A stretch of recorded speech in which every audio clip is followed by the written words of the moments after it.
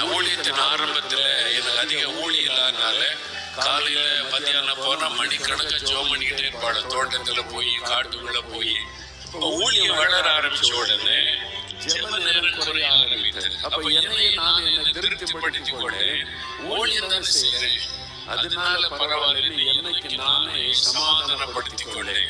ஒரு நாள் எனக்குள்ளே ஒரு பெருமை, நான் போய் ஜெபிக்கணும் ஆண்டவர்ட்ட அப்படின்னு. நான் தோட்டத்துல போய் முழங்கால் போட்டேன்.